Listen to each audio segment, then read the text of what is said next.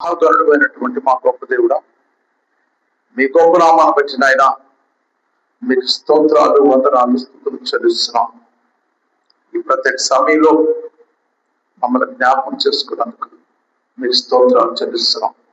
ఈ 2026 సంవత్సరం 5వ నెలలో నాయన ఈ 5వ పునరుత్థాన దినమందు మమ్మల్ని ప్రవేశపెట్టినందుకు మీకు స్తోత్రాలు, వందనాలు, స్తుతులు చెల్లిస్తున్నాం. ఈ ప్రత్యేక సమయంలో మరొకసారి మమ్మల్ని అందరినీ మీ చేతులకు అప్పగించుకుంటాం. తోడుకు వచ్చిన నీ ప్రజలను బట్టి మీకు వందనాలు చెల్లిస్తున్నాం. ఇశ్రాయేలు జ్ఞాపకం చేసుకున్నటువంటి తండ్రి, పగలు ఎండ దెబ్బ తగలకుండా మేఘస్తంభం నుంచి సురక్షితంగా క్షేమంగా నడిపించారు. మీకు వందనాలు చెల్లిస్తున్నాం. అలాగే మా పట్ల కూడా ఆ కృప చూపుతున్నందుకు మీకు స్తోత్రాలు చెల్లిస్తాం. నిలబడినటువంటి నీ దాసుని మరుగుపరిచి బలహీనుడైనటువంటి నీ దాసుని నోట మీ బలమైన వాక్కు నుంచి ప్రభావం నాతో మీరు మాట్లాడి మీరు మైపదమని మీరు మాట్లాడుతూ ఉంటుండగా వినే చెవులు, గ్రహించే హృదయాన్ని మీరు దయచేసి ప్రాణాత్మ దేహాన్ని మీ ఆత్మ స్వాధీనంలో ఉంచుకొని మీ కరుణామాన్ని కల్పించుకుని దిన దీవులు మాకు కృపణించమని యేసు నామములో అడిగి పొందిన తండ్రి. ఆమేన్, ఆమేన్, ఆమేన్. పిల్లరా, ఇప్పుడు మనం చదువుకున్నటువంటి భాగంలోకి వెళ్ళక ముందు ఒక మాట మీకు చూపించి నేను ముందుకు వెళ్ళాలని అనుకుంటూ ఉన్నాను.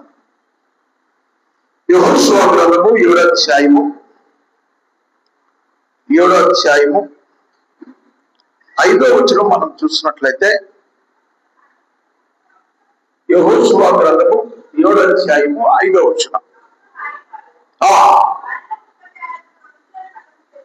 వారిలో 36 మనుషులను హతము చేసి మరియు తమ గవిని యుద్ధ నుండి శబాలిం వరకు వారిని తరిమి మోరదులో వారిని హతము చేసరి. కాబట్టి జనుల గుండెను కరిగి నీళ్ళైపోయాను. జాగ్రత్తగా గమనించండి.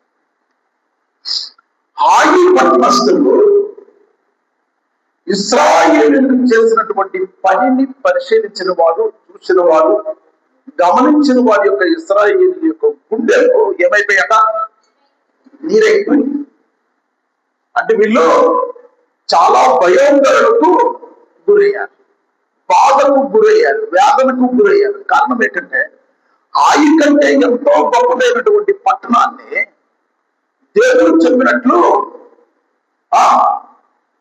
7 రోజులు దాని చుట్టూ తిరిగితే చేతిలో ఏ ఆయుధము ఉపయోగించకుండా మొత్తం అంతా ఏమైపోయింది? ఒప్పుకోలిపోయింది. దానికి ముందు ఇంకొక మాట చెప్తాను. ఇదే యెహోషువ గ్రంథంలో 2వ అధ్యాయము 11వ వచనం మనం చదివినట్లయితే 2:11, మేము వినినప్పుడు మా గుండెలు కరిగిపోయిన. ఇశ్రాయేలీయులంటే చుట్టుపక్కల ప్రాంతాల్లో, పట్టణాల్లో, గ్రామాల్లో, పల్లెల్లో ఉన్నవారు అందరి యొక్క గుండెలు ఏమైపోయావట?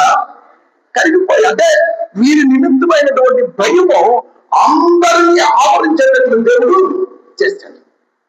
అటువంటి పరిస్థితుల్లో ఉన్నటువంటి ఇశ్రాయేలీయులు చిన్న పట్టణము అవలీలగా గెలవగలవనే విశ్వాసము కలిగినటువంటి ఇశ్రాయేలీయులు విశ్వాసం కలిగినటువంటి పట్టణము చివరికి ఏమైంది? వేగులు వారిని పంపిస్తే వాళ్ళు 1000 మంది అవసరం లేదు, మనకి 2-3 వేల మంది వెళ్తే చాలని వాళ్ళని పంపించాను. కానీ దారుణం ఏంటంటే ఈ 3,000 మందిలో ఎంతమందిని వాళ్ళు తరిమి చంపారు? 36 మందిని చంపారు. కారణం ఏంటి తెలుసా? దేవుడు చెప్పినట్లు చేయలేదు. ఆయన మాటలు పెడచెవిని పెట్టారు. బలమైనటువంటి పట్టణము, బలవంతులు కలిగినటువంటి పట్టణము ఎరుకో పట్టణంలో ఉన్నటువంటి అందరూ కూడా చాలా గొప్పలుగా పిలువబడ్డారు. అటువంటి పట్టణాన్ని దేవుని మాట వింటే అవలేలుగా చేతిలో ఏ ఆయుధం లేకుండా ఆ పట్టణాన్ని మొత్తం అతము చేశారు. కానీ చిన్న పట్టణమైనటువంటి ఆ హాయి ముందు తల వంచడమే కాదు, ఇశ్రాయేలులో 36 మంది హతులయ్యారు. కారణం ఏంటి తెలుసా? ఆకారం చేసిందే, కానీ అది అందరి మీదకి వచ్చింది. పాపము ఒకరే చేస్తారు, శాపము అందరూ చెప్పాలి. పాపము ఒకరే చేస్తారు, శాపము అందరికీ వస్తుంది. కనుక పాపం విషయంలో ఎవరైతే శిక్షణ కలిగి దేవుని మాటకు చదివి బ్రతుకును బాగు చేసుకున్నట్టు ఆయన మాటనే వినుట్లో ఎదురుపడి ఆసక్తి చూపించి ఆ మాట ప్రకారం ముందరకు వేస్తే అపజయం అనేది నీ ముందు నిలబడడానికి అవకాశమే దేవుడు ఇవ్వడం. హల్లెలూయా, హల్లెలూయా, హల్లెలూయా, హల్లెలూయా. కారణం ఏంటి తెలుసా? మోషే చనిపోయిన తరువాత మోషే బ్రతికునేటప్పుడు దేవుడు మోషేకి ఎందుకంటే తోడుగా ఉన్నాడో అంతకంటే ఎక్కువగా యెహోషువతో దేవుడు ఉన్నాడు. హల్లెలూయా. యెహోషువతో ఉండడానికి కారణం ఏంటంటే మోషే కన్నటువంటి బిడ్డలు ఆయన మాటలు వినుట కంటే మించి మోషే మాటకు యెహోషువ విధేయత చూపించాడు. తర్వాత యెహోషువ పేరు ఎవరి పేరు తెలుసా? యెహోషువ అనే పేరు ఎవరు పెట్టారు తెలుసా? వచ్చేవారు వద్దామా? మన దాంట్లో బదులున్నారు. ఇప్పుడు బైబిల్ తెలుస్తూ ఉన్నవారు 12 మంది వేగులు వారిని కనాను దేశానికి 12 మంది వేగులు వారిని పంపించేటప్పుడు అప్పుడు యెహోషువ పేరు కాదు, ఆయన పేరేంటి? హోషేయ. హల్లెలూయా, హల్లెలూయా. హోషేయ పేరుతో మోషే పేరుగా వచ్చాడు యెహోషువ. హల్లెలూయా, హల్లెలూయా, హల్లెలూయా. ఆ 12 మంది లిస్టు చూస్తే సంఖ్యాకాండం 13వ అధ్యాయంలో లిస్టు చూస్తే దాంట్లో హోషేయ అని యెహోషువకు ఉంది. అది మోషే దగ్గరకు వచ్చేసరికి ఆయన ఏం చేశాడు? హోషేయను యెహోషువగా మార్చాడు. హల్లెలూయా, హల్లెలూయా. అంత ప్రియమైన వాడు ఎవరి దృష్టికి? మోషే దృష్టికి. మనుషుని యొక్క దృష్టిని ఆకర్షించడానికి ఒక వ్యక్తి ఎంత ప్రయాసపడ్డాడు యెహోషువ, దేవుని యొక్క దృష్టిని ఆకర్షించడంలో కూడా అంతే ప్రయాసపడ్డాడు, అంతే ముందడుగు చేశాడు. కనుకనే మోషే కన్నటువంటి 2 బిడ్డలను కూడా క్రాస్ చేసి జాగ్రత్తగా ఉన్నాడు. మోషే కన్నటువంటి 2 బిడ్డలని కూడా క్రాస్ చేశాడు. వారిని అధిగమించే ఈయన ముందు వరుసలోకి వెళ్ళిపోయాడు. దేవుడు ఏం చూస్తాడు తెలుసా? నీ ఎత్తు, నీ పొడవు, నీ తెలుపు, నీ ఉందా లేదా అది చూడటం. అంతరంగంలో ఆయనకి, నీ అంతరంగంలో ఆయనకి నువ్వు ఏం చూపించేవన్నీ చూస్తాడు. కనుక అంతరంగంలో ఎవరైతే దేవునికి స్థానాన్ని ఇస్తారో వారిని మాత్రమే దేవుడు పరిగణలోకి తీసుకునేవాడు. కనుక ఈ సంగతిని మనం ఎప్పుడు కూడా మరువలే మరువకూడదు. హల్లెలూయా, హల్లెలూయా, హల్లెలూయా, హల్లెలూయా. ఆయిపట్నం దగ్గరకు వచ్చేసరికి చివరికి ఇశ్రాయేలీలో ఆయిపట్నాన్ని బట్టి భయము మొదలైంది. కానీ ఇదే ఇశ్రాయేలీలు ఎరుకో పట్టణానికి వేగులు వాటిని పంపించేసరికి అక్కడ ఉన్నటువంటి వేస్ట్ అయినటువంటి రాహాబించినటువంటి సాక్ష్యం దాకా మనం చదివే 2:11. మేము విన్నప్పుడు మా గుడ్డలు కలిగిపోయినా ఇంత స్థితి మొత్తులైనటువంటి ఇశ్రాయేలీలు అవలీలగా చిన్న పట్టణమైనటువంటి హాయి ప్రజల ముందు తల ఉంచడానికి కారణం ఏంటంటే మహోన్నతుడైనటువంటి దేవుని యొక్క మాటను ఏం చేశారు? నిర్లక్ష్యం చేశారు. చేశారా లేదా? ఈరోజు నీ పరిస్థితి ఏంటి? దేవుని యొక్క మాటలు ఆలకిస్తున్నటువంటి నీవు ఉన్నమంటదైతే దేవుని మందిరంలో ఉండవు. దేవుని యొక్క మాట ఇంట్లో నువ్వు వెనకం చేస్తే అప్పుడు ఇశ్రాయేలుకి నీకు తేడా అనేది ఏమి ఉండనే ఉండదు. హల్లెలూయా, హల్లెలూయా. కనుక దేవుని సన్నిధిలో దేవుని యొక్క మాటలు ఆలకిస్తున్నటువంటి మనం ముందు దేవుని యొక్క మాటకు నువ్వు విలువనిస్తే ఎవరు మాటలు నీ పట్ల అవి కార్యరూపం దాల్చడానికి దేవుడు ఇష్టపడరు. కొన్నిసార్లు మనం అంటే పడినవాళ్ళు ఏం కోరుకుంటారు? వీళ్ళు లేకపోతే మంచిది, వీళ్ళు సత్తే మంచిది, వీళ్ళు కనిపించకపోతే మంచిది, వీళ్ళు మా ముందు కనిపించడానికి వీళ్ళు లేదని కోరుకుంటారు. వాళ్ళు కోరుకున్నంత మాత్రం జరిగింది అనుకోండి. ప్రపంచంలో ఎవరైనా బ్రతుకుతారా?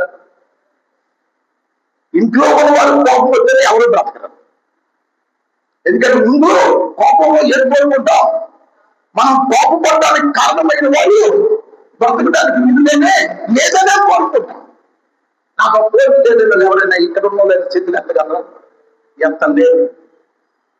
మనిషికి కోపము ఆ విధంగా అనవసరమైన మాటల్ని నీ నోటి నుండి రప్పిస్తుంది. కనుకనే దేవుని యొక్క మాటకు విలువనిచ్చినప్పుడు నీ విలువలు పెరుగుతాయి. ఎదుటి వారి యొక్క మాట నీ జీవితంలో ఎప్పుడు నెరవేర్చబడదు.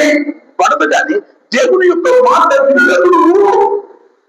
ముందు వెళ్తే ఆయన మాటలు కార్యరూపం దాల్చినప్పుడు నీ పరిస్థితులతో బాధపడే అవసరం రానే.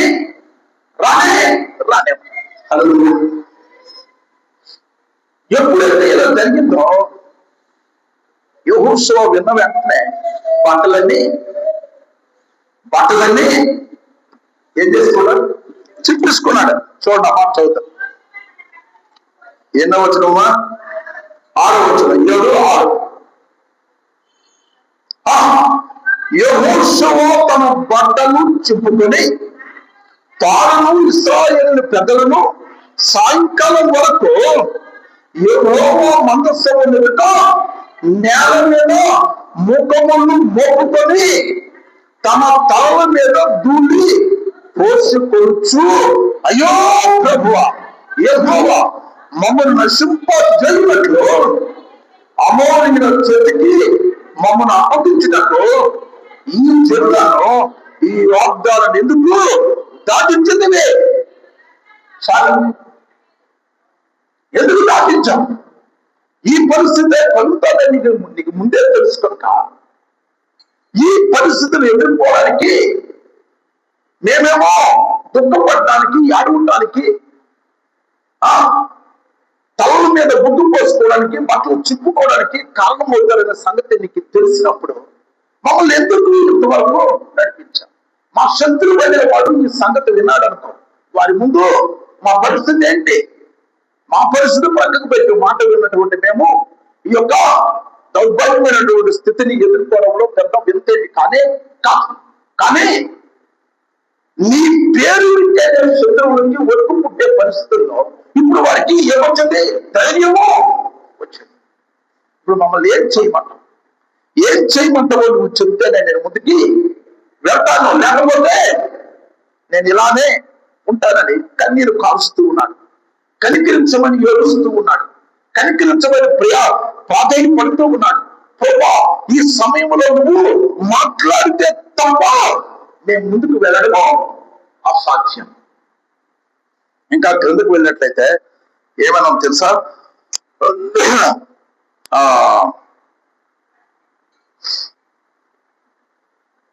7వ అధ్యాయము 8వ వచనం మనం చదివితే, ప్రభువా కనికరించుము, ఇశ్రాయేలీయులు తమ శత్రువుల ఎదుట నిలువలేక వెనుకకు తిరిగినందుకు నేనేమి చెప్పగలను? కనానీయులను ఈ దేశ నివాసులందరూ విని మమ్మల్ని చుట్టుకొని మా పేరు భూమి మీద ఉండకుండా తుడిచి వేసిన ఎల్లా ఘనమైన నీ నామమును గుర్చి నీవేమి చేయదు అని ప్రార్థించాడు. పౌరుషం కలిగిన వారి యొక్క ప్రార్థన ఎప్పుడు కూడాను ఎలాగే ఉంటుంది. దేవుని యొక్క మాట వినట్లో, దేవుని యొక్క మాట విని ముందడుగు వేయటంలో, దేవుని యొక్క మాటకే విలువనిచ్చిన వారి యొక్క పరిస్థితి దేవుని ఎప్పుడు వారు నిలదీస్తూనే ఉంటారు. దేవుణ్ణి ఏం చేస్తారు? నిలదీస్తూనే ఉంటారు. నిలదీసిన వారు ఎప్పుడు కూడా గొప్పవారుగా మారుతారు. నిలదీసే శక్తి కలిగిన వారు ఎటువంటి వారు అంటారు? వాళ్ళలో ఏ తప్పు నువ్వు వేదెత్తి చూపించడానికి అవకాశం లేని విధంగా వారు బ్రతుకుతారు కనుక దేవుణ్ణే కాదు ఎవరినైనా వాళ్ళు నిలదీసేవారుగా ఉన్నారు. యెహోషువకు దేవుడు ఆ గొప్ప కృప ఇచ్చాడు. ఇప్పుడు నీ బలమైన నామమును గురించి నేను ఇప్పుడు ఏం చెప్పాలి? ఇప్పుడు మా శత్రువులు చుట్టుముట్టినప్పుడు మా పరిస్థితి ఏంటి అన్నప్పుడు దేవుడికి కొడను ఏమొచ్చింది తెలుసా? పౌరుషం వచ్చింది. నువ్వు ముందే నుళ్ళే, నిన్ను గురించి నేను ఈ పని చేయను. మీలో పాపం చేసిన వారు ఉన్నారు. చూడండి, యెహోవా ఇట్లా లేమో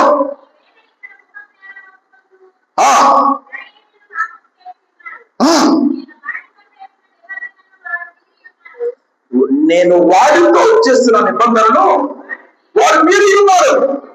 వద్దన్న పని వారు చేస్తారు. వాళ్ళు శక్తమైన దాన్ని వాళ్ళు ఏం చేస్తారు? వాళ్ళు తీసుకొని దొంగలి తమ సామానులో దానిని ఉంచుకొని ఉన్నారు. కాబట్టి ఇశ్రాయేలీయులు శాపగ్రస్తులై తమ శత్రువుల ఎదుట నిలవలేక తమ శత్రువుల ఎదుట వెనుకకు తిరిగి శాపగ్రస్తులైన వారు మీ మధ్య ఉండకుండా మీరు వారిని నిర్మూలన చేస్తే కానీ నేను మీకు తోడై ఉన్నాను. చేసింది ఎవరు? ఎంతమందిని దేవుడు దీనిలో కలుపుతూ ఉన్నాడు చూడండి.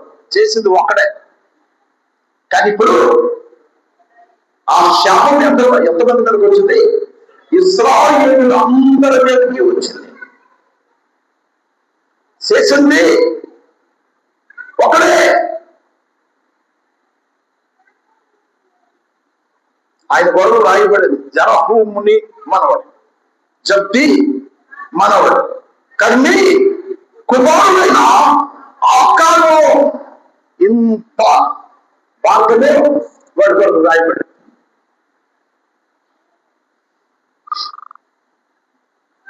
కానీ చేసినటువంటి దాన్ని, తప్పు చేసిన వారు దానికి పర్యవసానం అనుభవించారనుకోండి.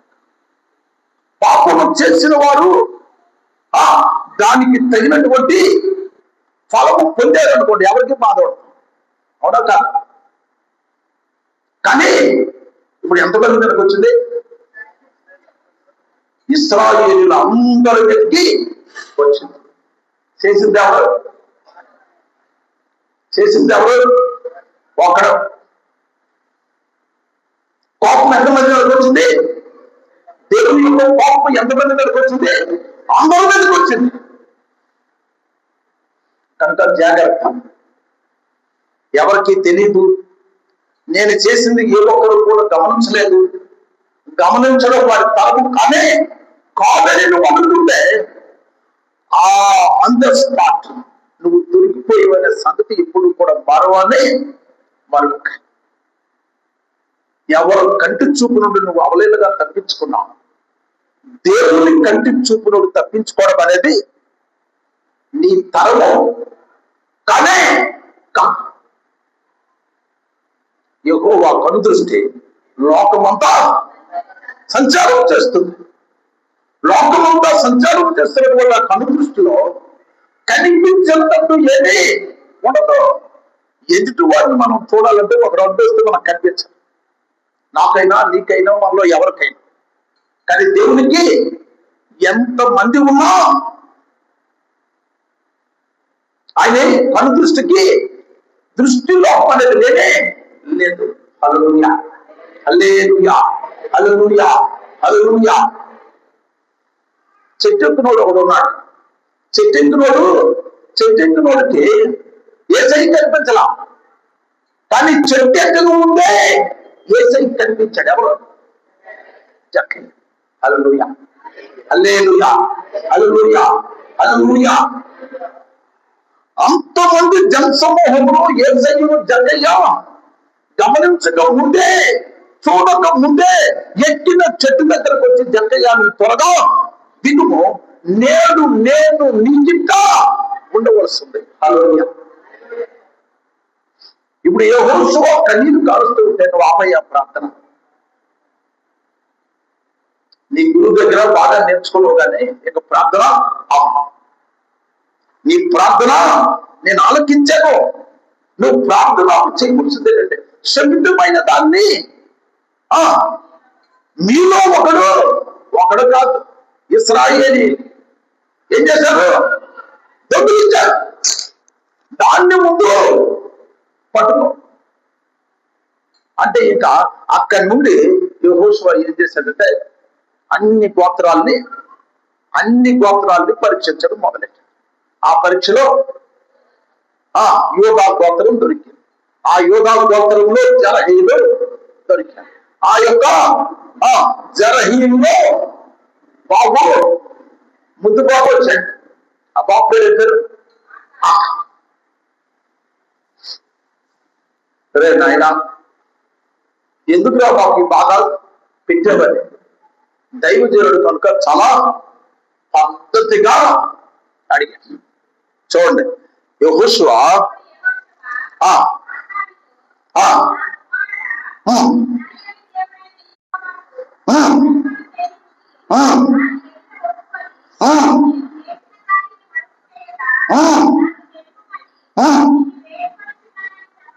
అది దొరికిన తర్వాత ఇంకొకటి ఏం చేస్తాడు?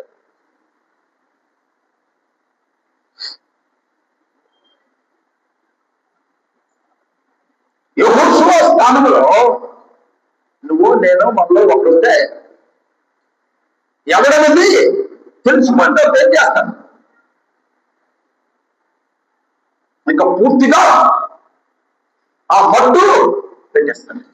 కానీ ముందు చక్కగా నా కుమారుడా చూడండి, తప్పు చేసిన వాటిని కూడా ఎంత మర్యాదగా సంబోధిస్తూ ఉన్నాడు. నా కుమారుడు నువ్వేం చేసావో చెప్పాడు. మొత్తం అంతా చెప్పాడు. మనుషులు పంపిస్తే ఆ విధంగా అన్ని కూడా దొరికి. ఇప్పుడు ఆ ఒక్కడనే శిక్షించారా? ఎంతమంది చచ్చిపోయారు? ఆకారం ఒక్కడే చావలేదు. ఆకారం ఒక్కడే చావలేదు. చూడండి, చదివిన తర్వాత మనం చదువుకున్నటువంటి పాఠంలోకి వెళ్తాం.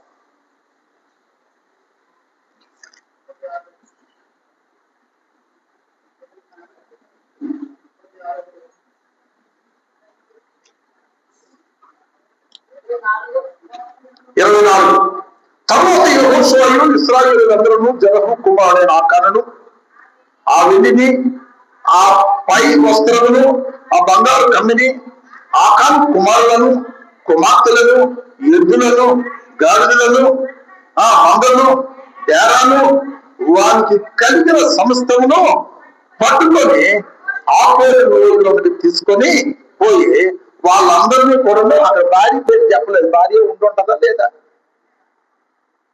మనం చెప్పండి, మీరు చెప్పండి మాట ఉంటది. భార్య కూడా ఏ తప్పు చేయలేనటువంటి కుమారులు ఉన్నారు అక్కడ, కుమార్తెలు ఉన్నారు. పట్టుకున్న భార్య ఉండాలా లేదా? ఉంటారు. బైబిల్లో అన్ని రాయాలంటే అసాధ్యం. సముద్రాన్ని సముద్రపు నీరును ఇంకుగా చేసుకుని రాసిన బైబిల్ యొక్క పూర్తి అవడం.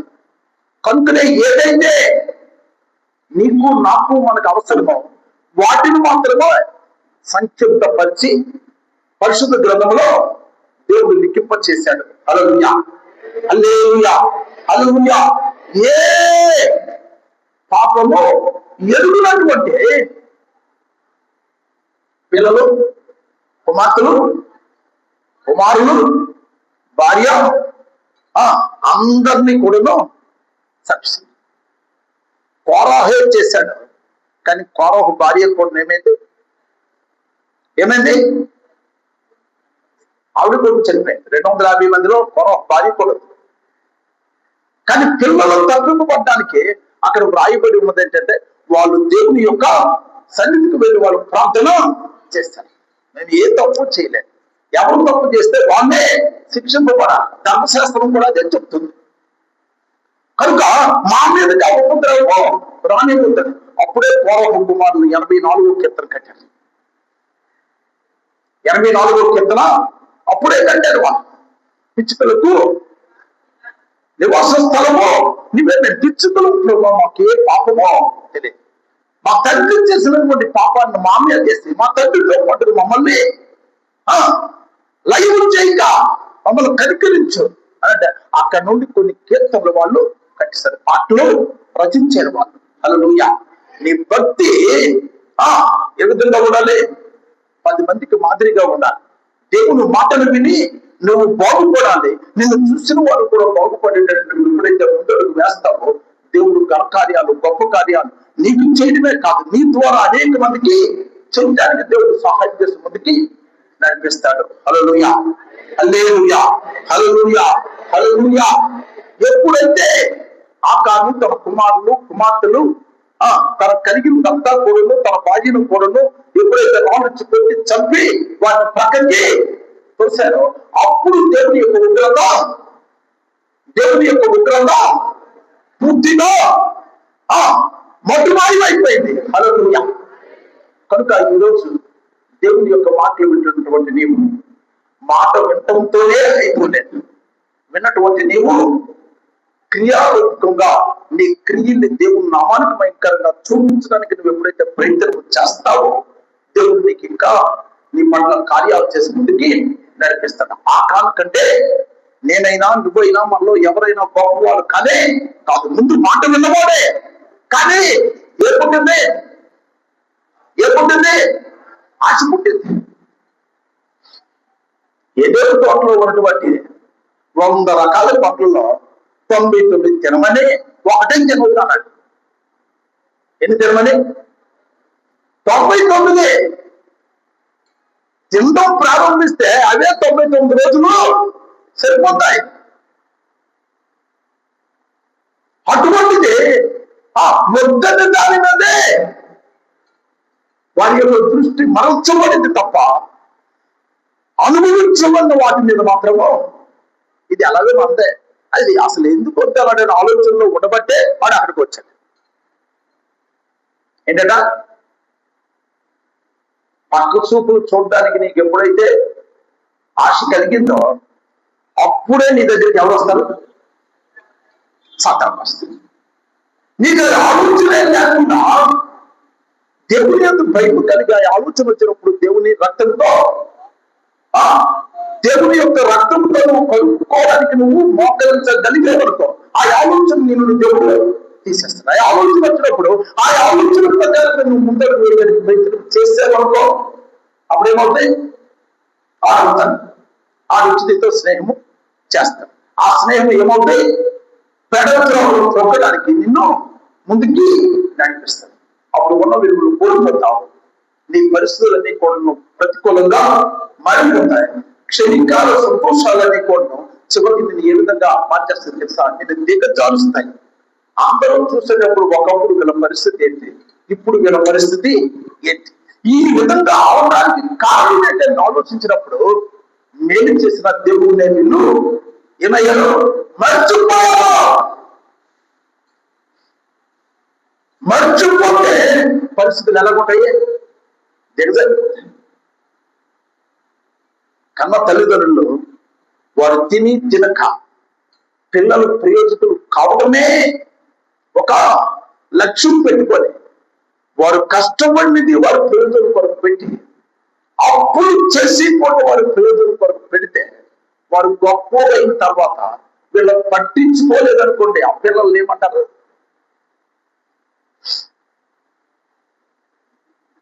కొద్దిగా ఆలోచించి వచ్చి వారు చెప్పండి ఎవరో. ఆ పిల్లలు ఏమంటారు? విశ్వాసఘాతకులు అంటారు. వినువ తెలియనివా? ఆ టయానికి వారికి మంచి ఆరోగ్యం ఉంది, మంచి ఉద్యోగం ఉంది, వారు కోరుకున్న సమయంలో అనుభవించే కృప దేవుడు ఇచ్చాడని వారు సంతోషించి ఆ స్థాయికి వెళ్ళడానికి సహాయపడే తల్లిదండ్రులు మరిస్తే రేపు తల్లిదండ్రుల పరిస్థితి వారికి వచ్చినప్పుడు వారు అనుభవిస్తారా లేదా? తప్పించుకోవడానికి ఏ ఒక్కరికి కూడా దేవుడు అవకాశము ఇవ్వడం. నువ్వు చేసింది కంపల్సరిగా నువ్వు అనుభవించి తీరాల్సిందే. మనుషుల చేతిలో నుండి తప్పించుకున్నంత సులువుగా దేవుని చేతిలో నుండి తప్పించుకోవడము చాలా కష్టం. ఆ భయం అనేది నిన్ను వెంబడిస్తూనే ఉంటుంది. ఒక మాట చెప్పి నేను మనం చదువుకున్న భాగంలో వెళ్తాను. యాకోబు హారానులో ఉండేటప్పుడు దేవుడు యాకోబుతో ఏం చెప్పాడు? యాకోబు తన మామ ఇల్లు అయినటువంటి హారాను దేశంలో ఉండేటప్పుడు, మామ పేరు కూడా మామగారి పేరు ఏంటే?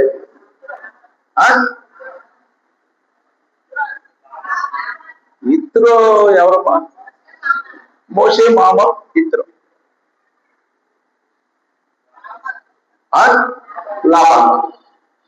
లాభాను కూడండి హారాను మనం తీసుకున్నట్లయితే హారాను అబ్రాహాము యొక్క తమ్ముడు కొడుకు. వాళ్ళందరూ కొన్ని ఎక్కడికి వెళ్ళిపోయారు? హారాను వెళ్ళిపోతే అప్పుడు మనుషుల పేర్లే ఊర్లు పేర్లు ఇప్పటికీ కూడా ఉన్నాయి కొన్ని ఊర్లు. అక్కడ ఉండేటప్పుడే దేవుడు యాకోబుతో మాట్లాడాడు, ఇదిగో నువ్వు విడిసొచ్చినటువంటి దేశానికి వెళ్ళి నేను నీకు తోడుగా ఉంటున్నాను. తోడుగా ఉంటావు అన్నటువంటి దేవుని యొక్క మాట నమ్ముతావా? ఎవరో ఏదో చెప్తే వింటావా? నా మాట అర్థమైతే సగమైంది. దేవుడు మాట్లాడినా 32వ అధ్యాయం ఆదికాండం 32వ అధ్యాయం మొదలు వచ్చిన చదివితే యాకోబు బయలుదేరి వస్తూ ఉండేటప్పుడే దేవదూతలు అతన్ని ఎదుర్కొన్నారు. అంటే అర్థమేంటి? నువ్వు ఊరేళ్ళావు, మనలో వెస్ట్ గోదావరి నుండి దిగారు కదా కొంతమంది, పోయిన వారం అంతా కూడా మీరు వెళ్ళి వచ్చారు. మీరు వెళ్ళేటప్పుడు ఊళ్ళో ఆహ్వానం ఎలా ఉంటది? చాలా రోజుల తర్వాత వచ్చారు మన ప్రియులు, మన బంధువర్గం, మన స్నేహితులు వచ్చారని ఆప్యాయత కనుపరుస్తారా లేదా? ఆప్యాయత కనుపరిచిన వారు మన మీద కక్షలో ఉన్న వాళ్ళకి సహాయం అందరూ చేస్తారు. మీరు అర్థం కాదని చెప్తారా? ఇప్పుడు దేవదూతలు ఎవరికి ఎదురొచ్చారు? యాకోబుకి ఎదురొచ్చారు. అంటే అర్థమైంది, వీరు యాకోబుకి సహాయం పొందడానికి ముందుగానే సిద్ధపడి ఉన్నారు. 33వ అధ్యాయం మనం చూసినట్లయితే దానిలో కబురు వచ్చింది. ఏం కబురు అంటే మీ అన్న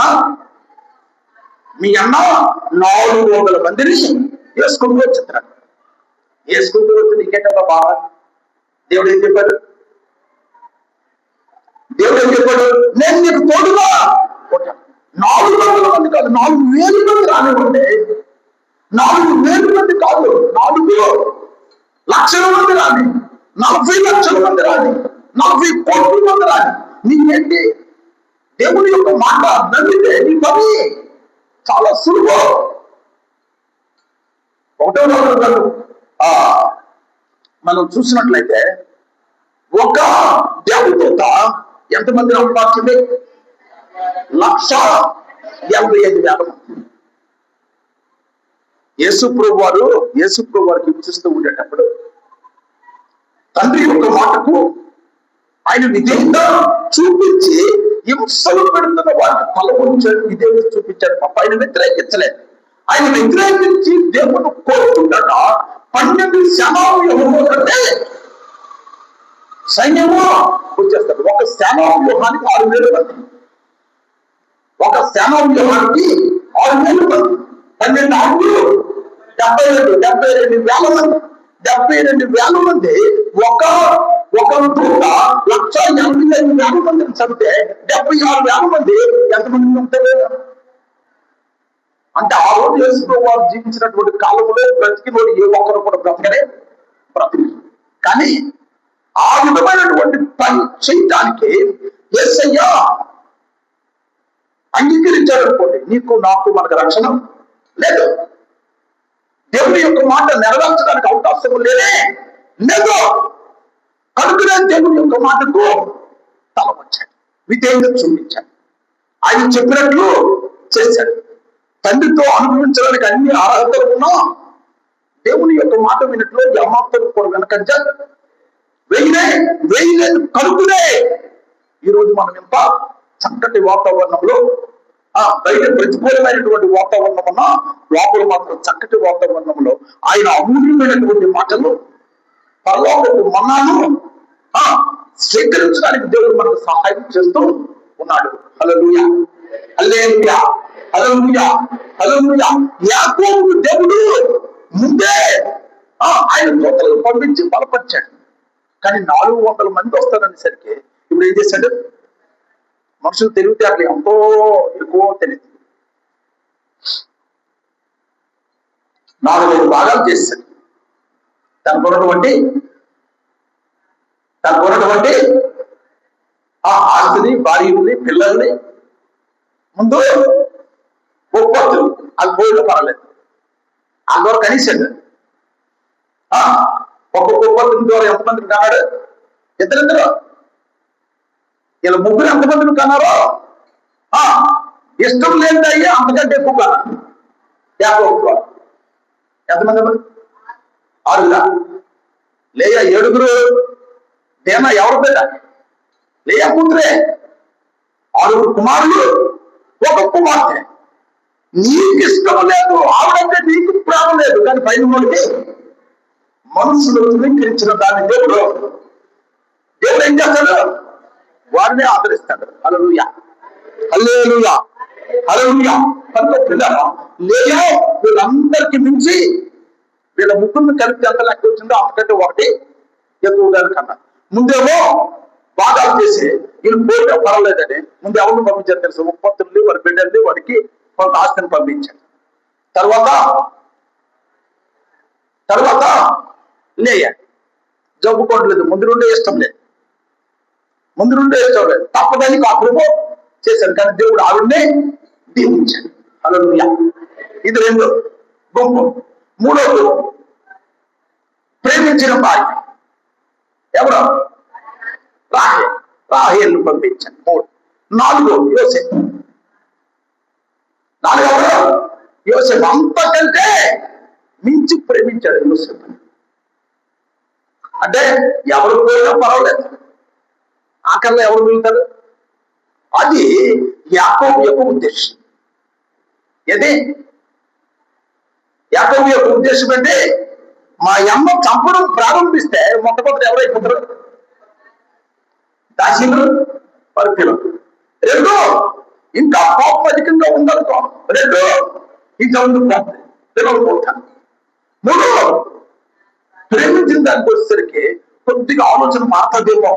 అది యాకోబు యొక్క ఆలోచన. కానీ దేవుని యొక్క ఆలోచన ఏ ఒక్కరు కూడా లయం కావడానికి వీలునే లేదు. అందుకనే ముందే దేవుడు నీకు వాగ్దానం చేసినటువంటి నువ్వు ఎక్కడి నుండి అయితే వచ్చావు అక్కడికి నువ్వు వెళ్ళని చెప్పాడు. హల్లెలూయా.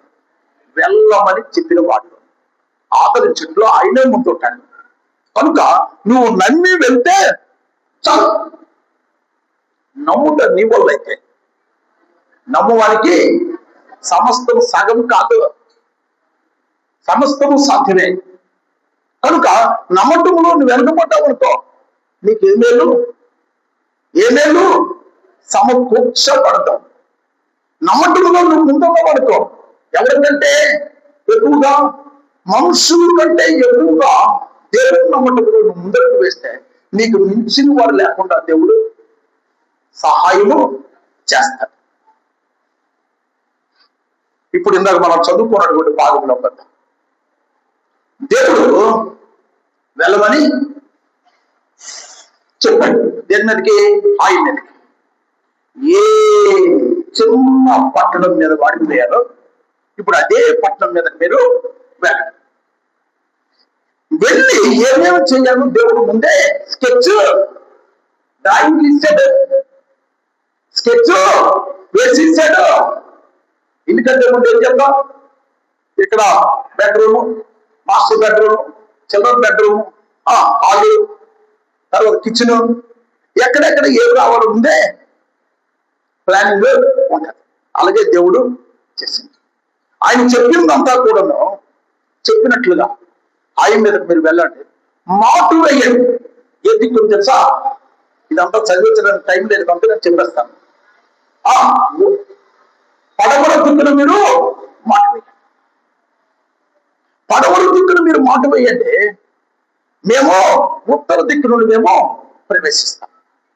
ప్రవేశించిన దాంట్లో ఉండాలని చెప్పాడు. హల్లెలూయా. నాయకుడి యొక్క లక్షణాలు అవి. ముందుకు మీరు వెళ్ళండి. నేను వెనక్కుంటాననే వాడు నాయకుడు కానీ కాదు, నేను ముందు ఉంటాను, నా వెనక మీరు రెండేళ్ళ చెందిన వాడే నాయకుడు. హల్లెలూయా, హల్లెలూయా. చూడండి, 8వ అధ్యాయము 8వ అధ్యాయము ఎన్నో మాటమా? 10వ వచనం.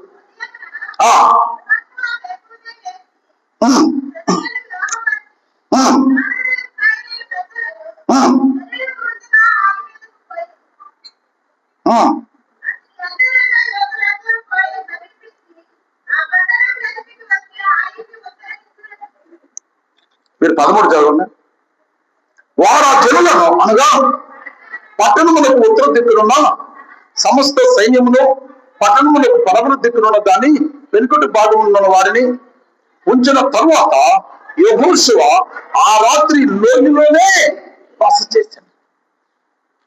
బస చేసిన తర్వాత జరిగింది ఏంటంటే, చూడండి, వీళ్ళు ఉత్తర దిక్కును వచ్చిన వారు ఆయనలో ప్రవేశించారు. దేంట్లో ప్రవేశించారు? ఆయనలో ప్రవేశించారు. వీళ్ళు కూడా వేకునే లేచారు. ఎవరు? ఆయి రాజు, ఆయి ప్రజలు. వాళ్ళని చూసిన వెంటనే వీళ్ళు ఎప్పటికైనా మన దేశం మీదకి వీళ్ళు వస్తారనే ఒక మాట ముందే కూడా వీళ్ళు వెంటనే గదిని వేయకుండా ఊళ్ళో ఉన్న వారందరూ కూడా వారిని తరపడానికి వారు వెంట పడ్డారు. అది ఎంతవరకు వెళ్ళిపోయిందంటే అరణ్యం వరకు వెళ్ళిపోయింది. యెహోషువ స్కెచ్ ఏంటంటే, ఊరిలో ఉన్న వారిని మేము బయటికి తీసుకువెళ్తాం, ఊరిలో ఉన్న వారిని మేము బయటికి తీసుకొని వెళ్తాం. ఉత్తర దిక్కున, పడమర దిక్కున ఉన్నటువంటి మీరేం చేయాలంటే, మేము ఎప్పుడైతే ఊరిలో ఉన్న వారు హైపట్నంలో ఉన్న వారిని బయటికి తీసుకువెళ్తామో, పడమర దిక్కున ఉన్న వారు మీరు హైపట్నంలో మీరు ప్రవేశించాలి. హల్లెలూయా. ప్రవేశించడానికి సిగ్నల్ ఏంటంటే, దేవుడు యెహోషువ చెప్పాడు, నీ యొక్క వీటిను ఎత్తి హైపట్నం వైపు చూపించు. హల్లెలూయా, హల్లెలూయా, హల్లెలూయా. మోయాబీయులకు, ఇశ్రాయేలీయులకు, నిర్గమకాండం 17 అధ్యాయం చదివినట్లయితే, మోయాబీయులకు, ఇశ్రాయేలీయులకు యుద్ధం జరిగినప్పుడు మోషే చేతులెత్తినప్పుడు ఇశ్రాయేలీయులకు జయం వచ్చింది. మోషే చేతులెత్తినప్పుడు మోయాబీయులకు జయం వచ్చింది. ఇప్పుడు యెహోషువ ఇదే పైకెత్తాడు. ఈ యొక్క సంగతిని మోటు వేసినటువంటి జనులు ఎప్పుడైతే గమనించారో వారు పట్టణంలోకి వచ్చారు. వీళ్ళ పరిస్థితి ఎలాగైపోయిందంటే, కుర్తిలో పడిన ఎలకలాగా అయిపోయింది. వీళ్ళు రావడంతోనే పట్టణాన్ని మనుషులు ఎవరూ లేరు, పట్టణాన్ని తగలబెట్టారు. పొగ అనేది ఆకాశానికి వెళ్ళిపోతుంది. ఈ ఉత్తర దిక్కును వెళ్ళినటువంటి యెహోషువ ఆయనతో ఉన్నటువంటి సైనికులు తరుపుతూ ఉన్న వారు వెనక చూసేసరికి వారి పట్టణంలో ఏమొస్తుందట? పొగ వస్తుంది. పొగ వస్తున్నప్పుడు ఇదే తిని వీళ్ళే కదా వచ్చారు, వీళ్ళే కదా మనం తరుగుతూ ఉన్నాము, మన పక్కన తగలబెట్టిన వాడు ఎవడైనా అక్కడికి వెళ్ళేసరికి అట్టుండి వారు పడగొట్టినట్టు ఎవరో ఇశ్రాయేలీయులే. మన ఉత్తరం నుండి ఎవరినైతే అడుగు వాళ్ళు తరిపారో వీళ్ళు ఎప్పుడైతే వెనుతిరిగారో వాళ్ళు వీరిని తరవడం మొదలెట్టారు. హల్లెలూయా, హల్లెలూయా, హల్లెలూయా, హల్లెలూయా. నీవు దేవునికి తల వంచడము నీకు చేతనైతే, నా మాట అర్థమైందా? నీకు దేవుని మాటకు తల వంచడము నీ చేతనైతే, దేవుని మాటకు విధేయత చూపించడం నీ చేతనైతే, నీ పక్షాన సరి చేసుకున్నటువంటి నీ పక్షాన దేవుడు ఏ కార్యమో చెయ్యాలో అదే కార్యము చేసి దేవుడు నీ తలను పైకెత్తాడు. హల్లెలూయా, హల్లెలూయా, హల్లెలూయా, హల్లెలూయా, హల్లెలూయా, హల్లెలూయా. ఈయన ఎప్పుడు నరకం మొదలెట్టాడు? ఎన్నో నెలలు వచ్చిందో?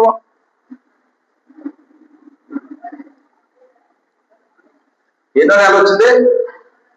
10వ నెల, 11వ నెల. చాలా స్పీడ్ లో ఉన్నాడు. ఆ చివరిలో స్పీడ్ లో ఉన్నాడు. ఇప్పుడు మధ్యలోకి వచ్చాడు. హల్లెలూయా, ఇంకా స్పీడ్ పెరుగును కాక.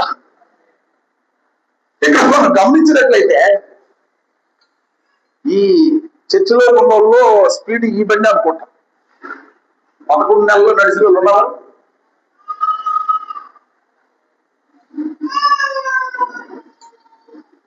రైట్.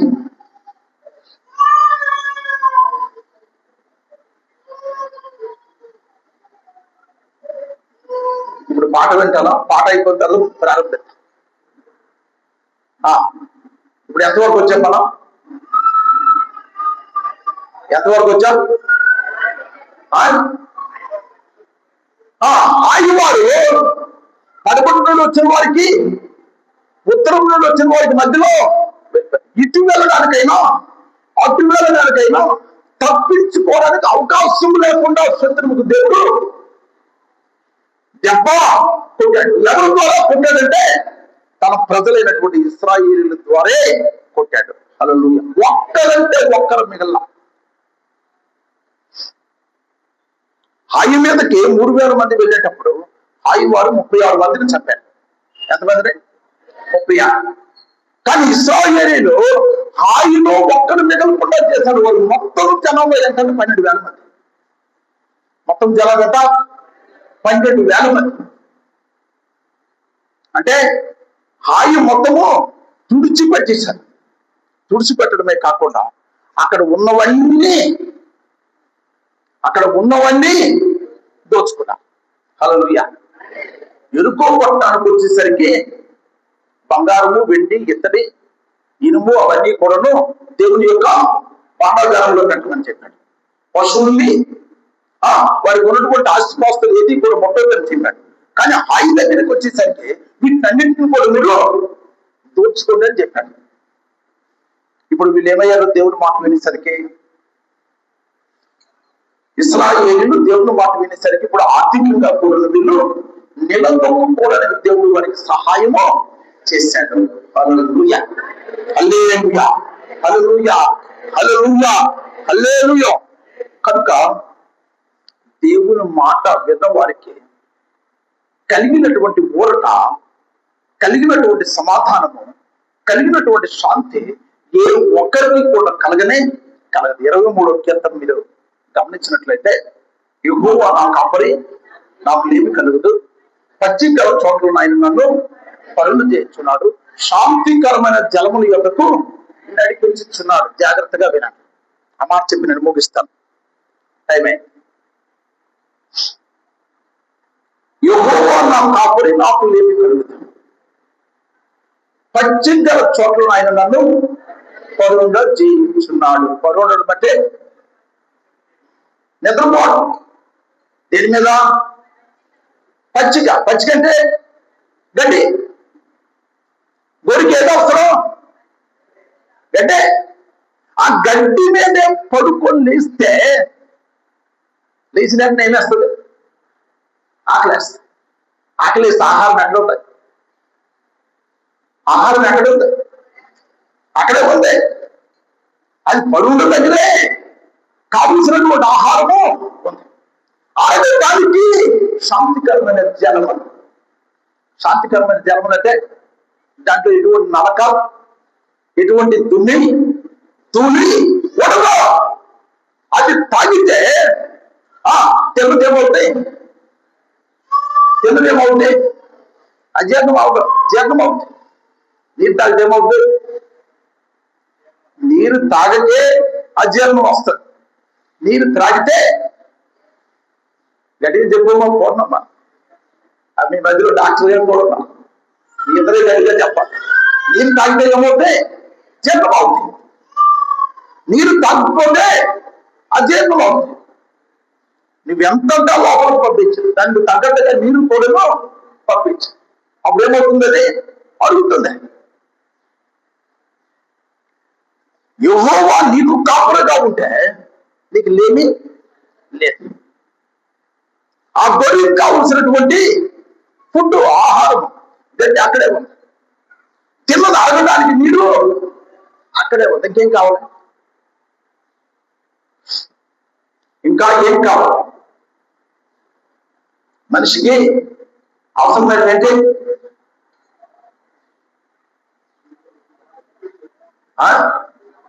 ఆహారము, నీళ్లు, బట్ట. ఇందులో 3 మాటలు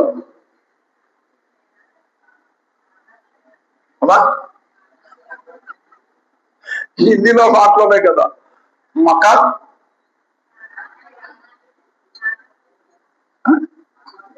కానా, కానా పీనా మకాన్, సోనా, కానా పీనా సోనా.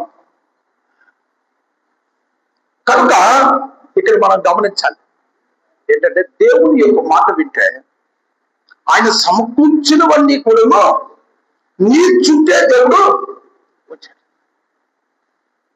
మాట వినక హాయి ముందు తల వచ్చి తమ ఆత్మీయులు 36 మంది కోల్పోయినటువంటి ఇశ్రాయేలీయులు మాట విని హాయి మొత్తాన్ని హతమార్చారు.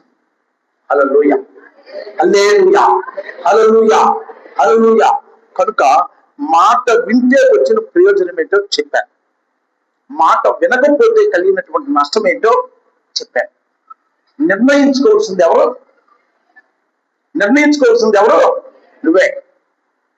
నీ నిర్ణయం సరైనదైతే ఆశీర్వాదం నీతోనే ఆగదు. నీ ఆశీర్వాదము నీ కుటుంబానికి అంతటికీ కూడా ఆటుకుంటుంది. ఒకవేళ వినటంలో అశ్రద్ధ చేసేవనుకో, ఆ శాపము కూడాను అందరికీ వచ్చేస్తుంది. ఇప్పుడు ఆకార పరిస్థితి అదే అయింది, అదే చెప్పాను మీకు.